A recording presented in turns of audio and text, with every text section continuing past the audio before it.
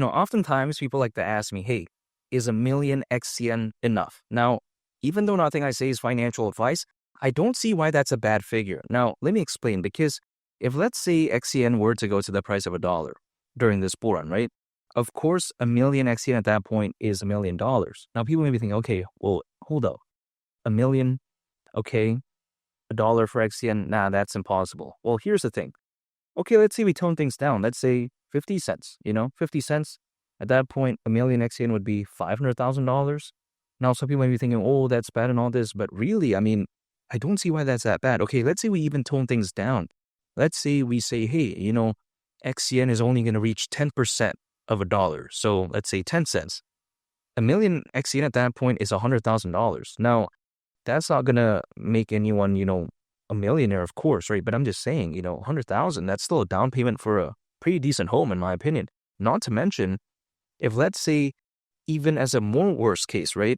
XCN goes to the price of 5 cents. A million XCN at that point is $50,000. Now, some people may be thinking, okay, what can you really do with that? But personally, I know people that have gone like backpacking throughout the world and explored for years, right?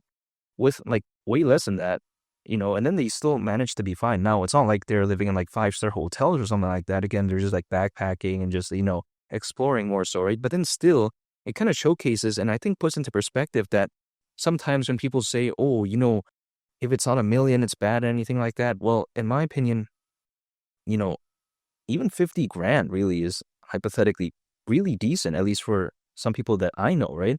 So the way you take a look at it is that when it comes to something like XCN, again, I do believe that a million XCN, at least hypothetically, is a very good figure, at least personally for me.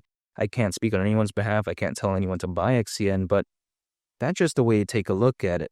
Now, some people may view this as, like, wow, man, XCN, it's going down, it sucks, all this type of stuff. Even though nothing I say is financial advice, the way you take a look at it is that $1, that's still my price target for this warrant. I get it. Some people may think that, this is impossible or something like that. Well, I just disagree with that, because as long as XRP, right, and XLM are still thriving, and they will do that, and they're still going to continue to grow, naturally, the whole space that it's in, right, is, I think, going to gain attention. In a sense that, what is that space? These projects that are focused on financial services, global trade and finance, payments market, projects that are focused on that, which quite frankly really doesn't have that many good competitors, which I'm going to get into why I think so later on in the video.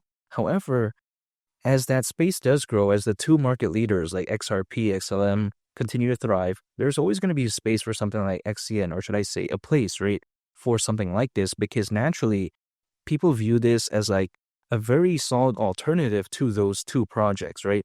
Because XCN, relatively way lower market cap, good amount of exchange listings, good fan base, good community, doesn't have the best adoption, doesn't have too much going on with it. Like, for instance, we take a look at Goliath, which is this layer 1 blockchain that Onyx say is going to be very fantastic for the world of finance, which still has a lot to be proven because its mainnet is expected to launch in Q1 of next year.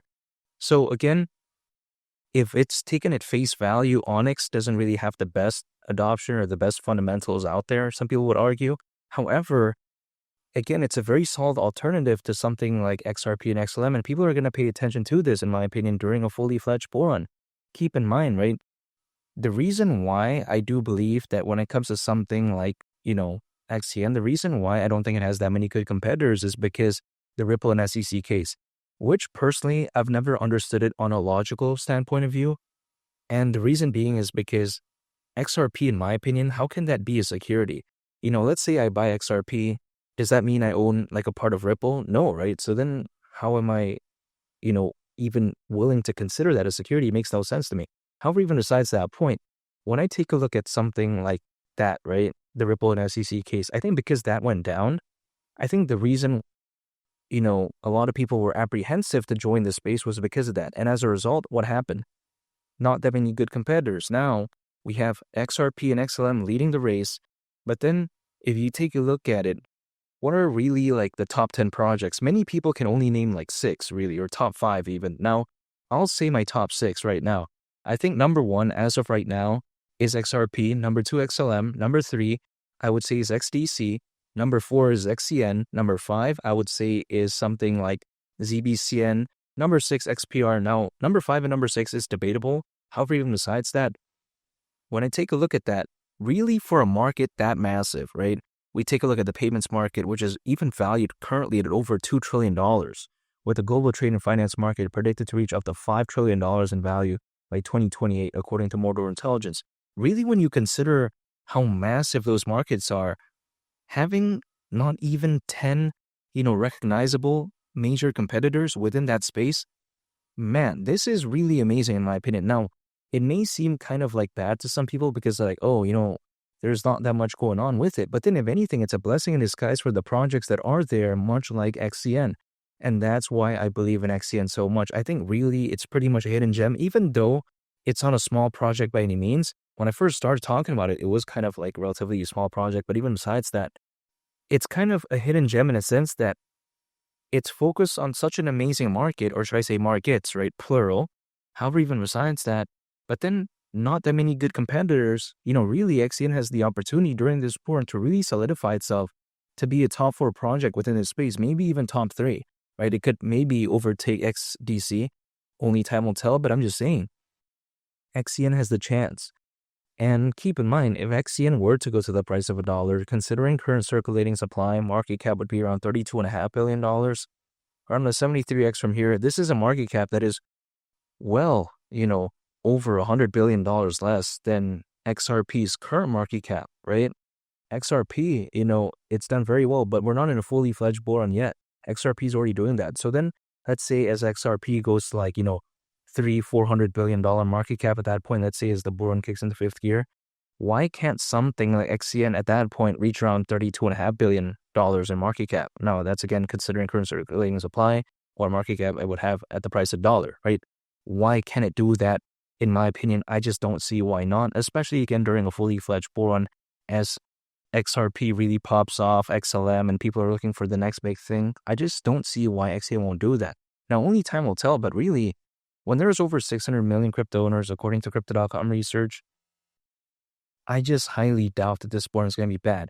It's just a waiting game. I'm paying attention to near the end of this year.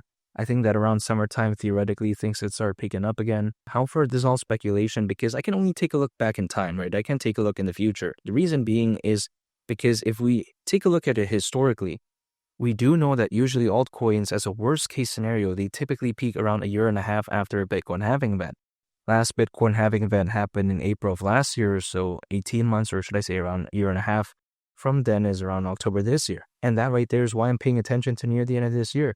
Now, things could be different this time around because, of course, the market, what's going on with the economy and everything is going to be different each cycle. I'm totally aware of that, but I'm going to pay attention. I think that, again, there are so many crypto owners, over 500 million, according to Crypto.com research, so much institutional investors, so much enterprise adoption, Bitcoin ETF, Ethereum ETF, especially with projects like XRP and XLM being on the rise.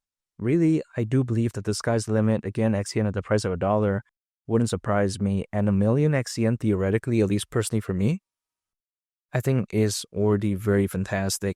However, I can't speak on anyone's behalf, but that's just the way I view it. And make sure to subscribe if you gain value from this video. Greatly appreciate it. It's been Lee the Captain, and I'll catch y'all in the next one. I'm a peace. Bye.